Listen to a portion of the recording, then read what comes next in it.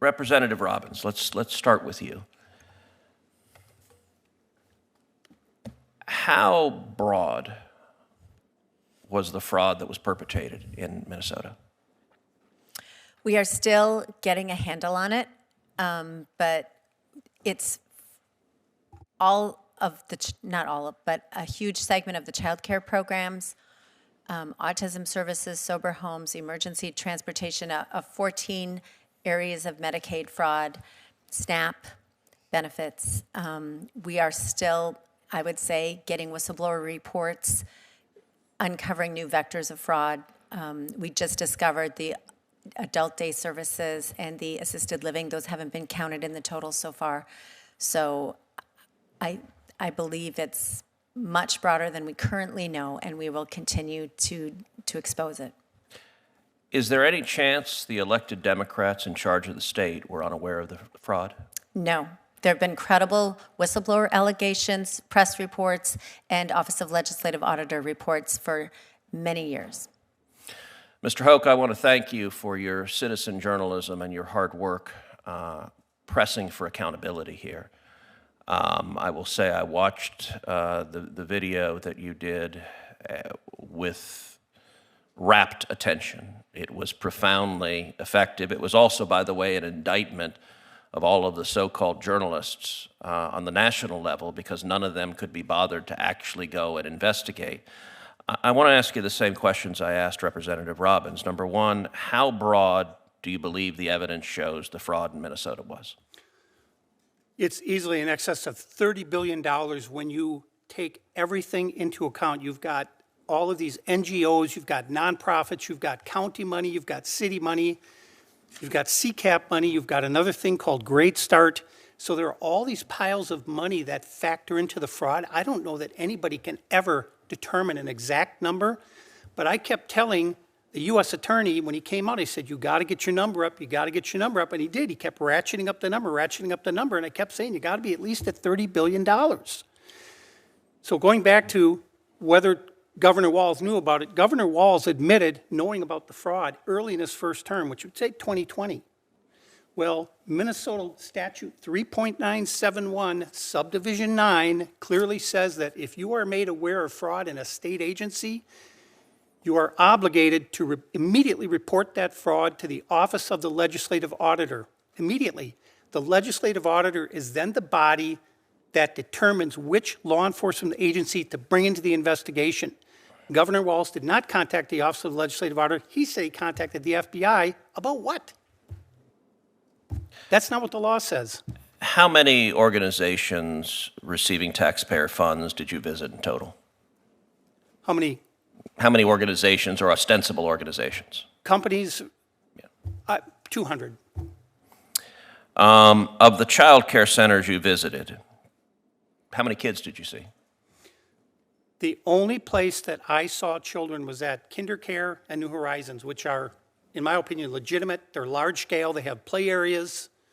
And they also receive CCAP money, but they're the only places that I saw where there were children present, ever, at any of them. How about the autism centers? Did you see children? Did you see patients there? Never. So that's not to say there weren't any, but there were never there. There were never any there. When I was there, never any footprints in the snow, same thing. Mr. Weissman, you're co-president of Public Citizen, which describes itself as a consumer advocate and a pro-democracy organization. Would you agree that the fraud in Minnesota was staggering and shocking? I agree that there is fraud in Minnesota. I don't believe these estimates are grounded in any evidence that I've seen. The $9 billion figure was based on a claim just that, well, I think that half of them must be fraudulent. I just heard a comment just saying, boost the number up. But to be clear, and with respect, you missed my testimony. No question there's fraud in Minnesota, and absolutely I share your righteous anger about whatever degree of fraud there was there. Do you agree that any Democrat politician, or let me be clear, any Republican politician that had knowledge of the fraud and was complicit should be prosecuted? I'm not sure what they're being prosecuted for, but also in my testimony, I described also outside of Minnesota the manifold ways that this administration is enabling fraud. Look, I understand. Oh, and the reason, hold on. The standard is that you want Sir, to prosecute I'm going to people. ask a question, and then you can answer it. Yes, sir. Your organization describes itself as a pro-democracy organization. I'm going to Correct. try to find out if you actually are pro-democracy or if you're simply pro-Democrat and are a partisan. We've seen the Democrats who want to change the topic. So I get you want to testify how much you hate Donald Trump. But I'm quite certain Donald Trump was not running a fraudulent daycare center or a fraudulent autism center in Minnesota. So all of the talking points about how you dislike Trump, set them aside. We will see the Democrats on this committee go down those talking points. Do you believe elected politicians in Minnesota who were aware of this fraud and were complicit in it should be prosecuted? Should there be accountability? There absolutely should be accountability. It is not normal to prosecute government officials for not prosecuting fraud. That is not a standard I'm aware of that you've advocated or that anyone else has advocated in the Senate. So do you think it's perfectly okay? I did not say if it's okay. if let's say Governor Walz or Attorney General Ellison knew about the fraud, benefited from the fraud in terms of bundling votes, benefited from the frauds in terms of collecting campaign finance violations, and deliberately looked the other way. You think that's not criminal conduct? In that hypothetical, it is not okay. 100% not okay. But also, if you'll permit me, that hypothetical is in fact happening throughout. Okay, yes, I get it. You dislike Trump. I understand you dislike Trump, Mr. Cruz. It is whether I have a standard of accountability. So let me sir, please do not interrupt me. Please do not. I'm being clear. Please do not interrupt me. Please do not interrupt me. Sir. You may answer questions after I ask them.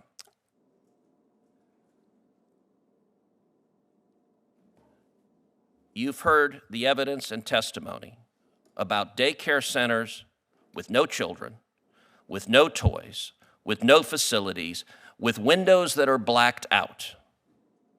Do you believe it is possible that the officials sending millions of dollars to those fake daycare centers and fake autism centers didn't know what was going on?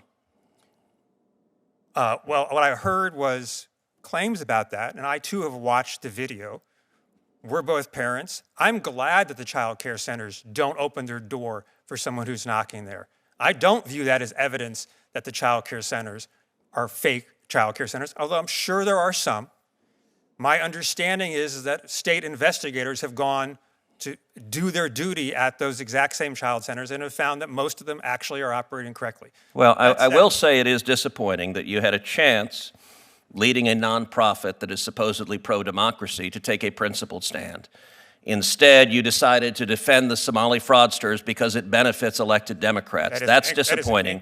But you know what? I'm going to give you something you're going to like, an opportunity to say all the ways you dislike President Trump, because I'm going to recognize the ranking member who will surely ask you why Trump is terrible and do everything you and he can do to change the topic from the actual topic of this hearing. Ranking Member Whitehouse.